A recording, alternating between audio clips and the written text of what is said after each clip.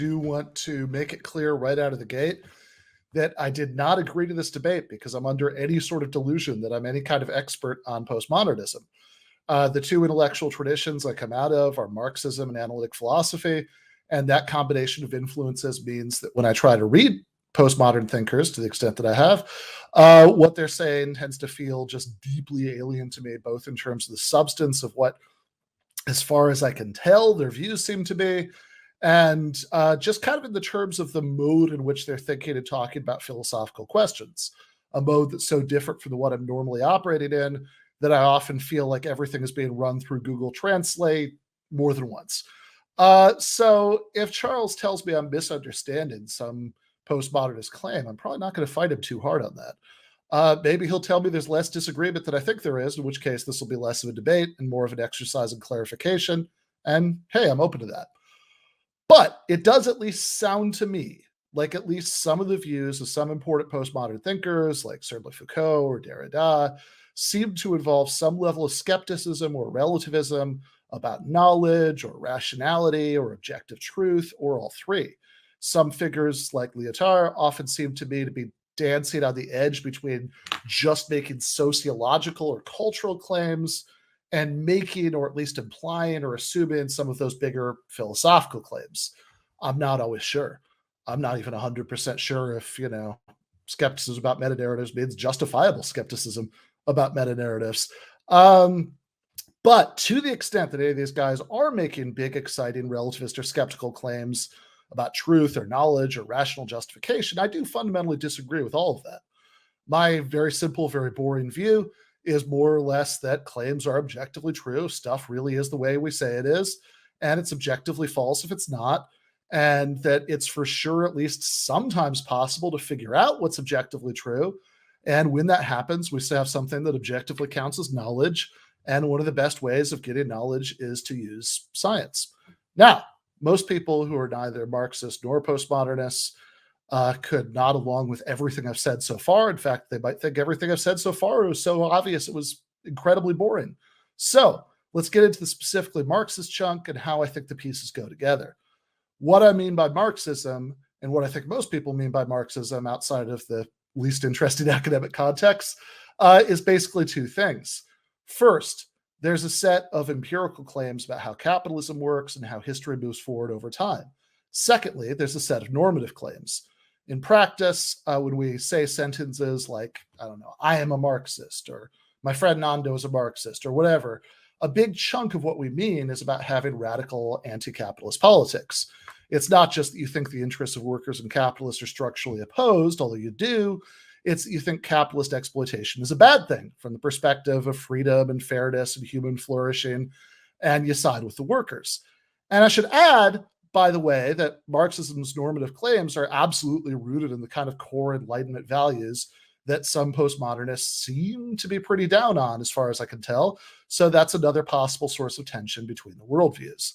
The normative element that I'm talking about is mostly not made, super explicit in Marx's own writings, but certainly moral anger about class society, expressed in the language of Enlightenment democratic republicanism, is all over the place in those writings. And I also think that later Marxists like G.A. Cohen or Eric Olin Wright have done a lot of good work in making the underlying normative stuff more explicit and precise.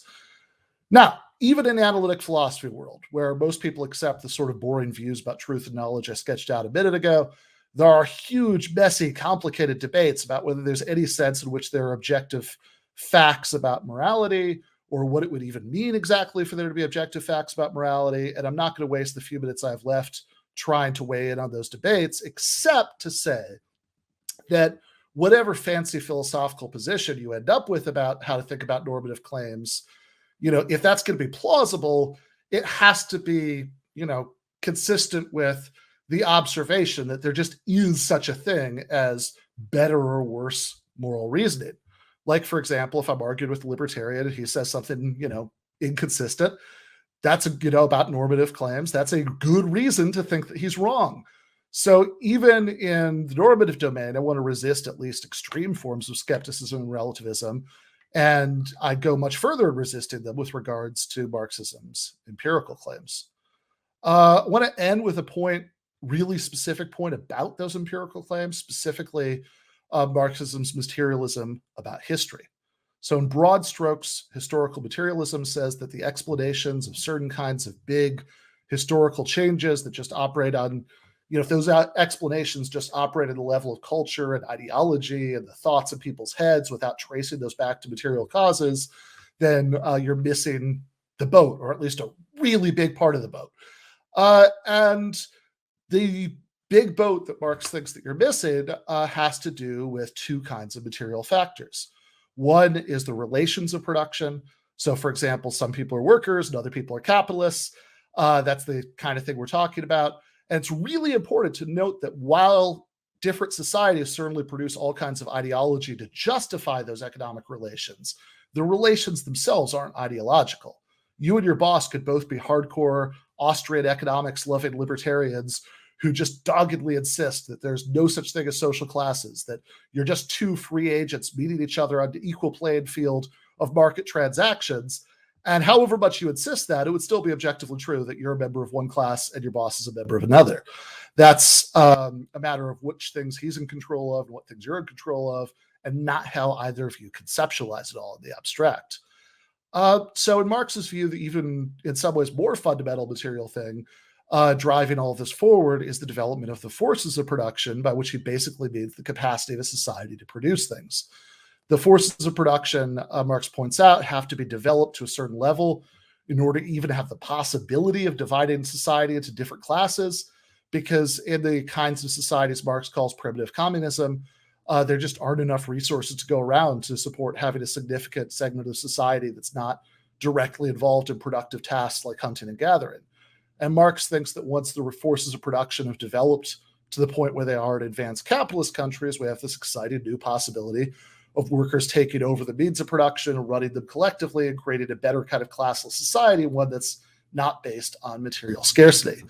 And the reason I'm going into so much detail about this, at least relative to, part of a 10-minute statement, is that G.A. Cohen, who I mentioned earlier, makes a really telling point about all of this that brings us back to postmodernism in his wonderful book about Karl Marx's theory of history, which is that the growth of the forces of production over time is mostly a matter of the growth of scientific knowledge. And if you think that scientific knowledge is an objective, that science at its core is actually part of the ideological superstructure rather than the material base, then I don't know how you can call yourself a materialist in the sense that Marx meant by materialism. No matter how loose and non-deterministic your understanding of the materialist theory of history is, no matter how revisionist you're willing to be about the parts that Marx, did get wrong, given what, just sketched out, if you can't separate out scientific knowledge and hence the forces of production from ideology, I just don't see how you can make sense of the claim that the arrows of causation even mostly go from the material to the ideological rather than vice versa. Now, if I'm right that Marxism and a lot of what some people seem to mean by postmodernism are incompatible, that still doesn't tell you by itself whether you should be a Marxist or a postmodernist or none of the above. Maybe it's true that there's no such thing as objective truth or objective non-ideological scientific knowledge. If so, then yeah, one of the options that's not available to you anymore, I've argued, is Marxism. But certainly if you want to make that case, then, as one of my problematic faves like to say in debates, all your work is still ahead of you. And with that, I will throw it to Charles.